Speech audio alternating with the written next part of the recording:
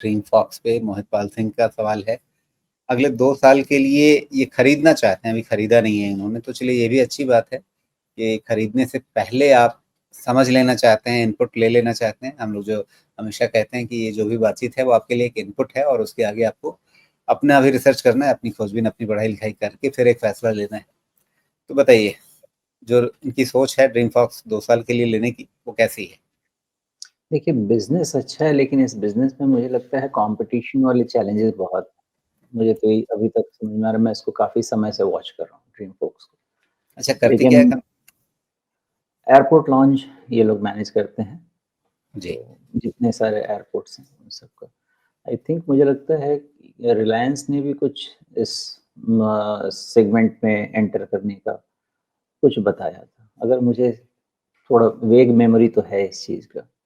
यहाँ पे मुझे इसी चीज़ का डर था कि ये शायद इतना मार्जिन मेंटेन कर पाएगा कि नहीं मेंटेन कर पाएगा, इसके कारण से। कॉम्पिटिशन में ये चीज़ होती है जी। और और 2 उसका साल में असर इनका देखने मार्जिन को काफ़ी घट गया, आधा हो गया। हाँ, बस वही वही मेरा प्रॉब्लम वहीं पे शुरू हो गई थी, because there is consistent decline in the margin.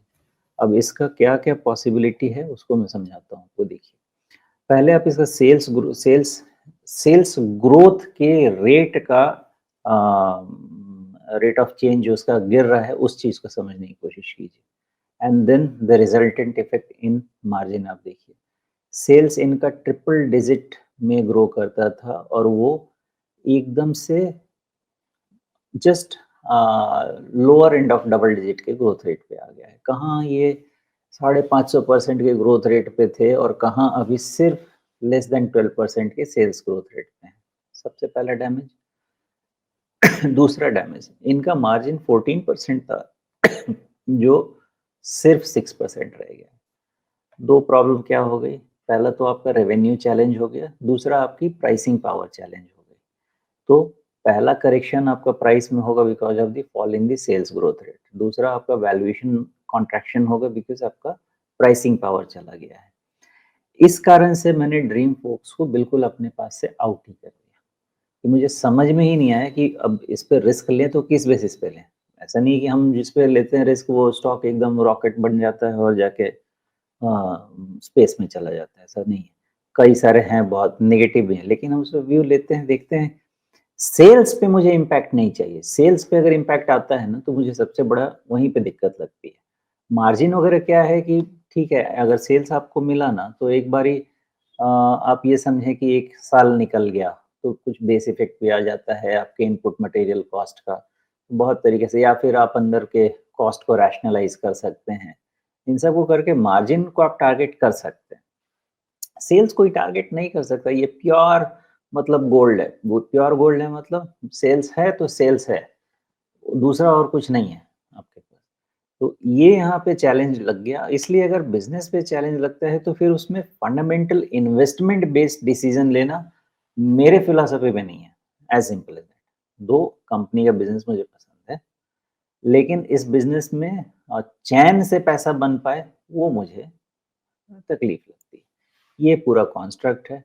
बाकी जिन भाई साहब ने सवाल पूछा था उनको अगर मैंने कन्फ्यूज़ कर दिया तो ये बता दूँ कि जब तक 50 डीए में है, तब तक आपके पैसे बनने के चांसेस हैं, बट ये टैक्टिकल बेट रहेगा। बिज़नेस रिलेटेड चैलेंजेस मुझे अभी भी लग रहा है। जी, तो 50 डे मूविंग एवरेज के पास ही एक अभी इसी सोमवार की कैंडल का निचला लेवल है 235 का।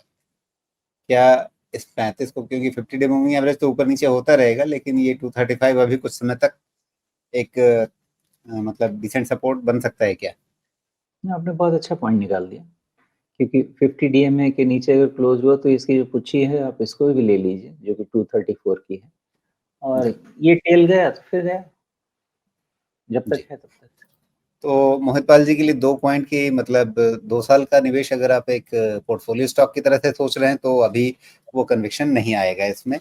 अगर आप ये सोचें कि हाँ, ऊपर से काफ़ी गिर गया है, बाज़ार चलेगा तो ये भी चल पड़ेगा थोड़ा, तो उस नज़रिए से अगर आप कुछ पैसा लगाना चाहें, तो वो एक टैक्टिकल खरीदारी होगी और उसके लिए आपको रिस्क मैनेज करने के लिए आपको सतर्क रहना पड़ेगा लगातार। एक अच्छा लेवल जो उसका हो सकता है, वो 235-34 के आसपास का ये ध्यान रख सकते हैं। मोटे तौर पे 50 डे मूविंग एवरेज का ध्यान रख सकते हैं, क्योंकि हो सकता है 15 दिन में कहानी कुछ और बन जाए, लेवल्स चेंज हो जाएं।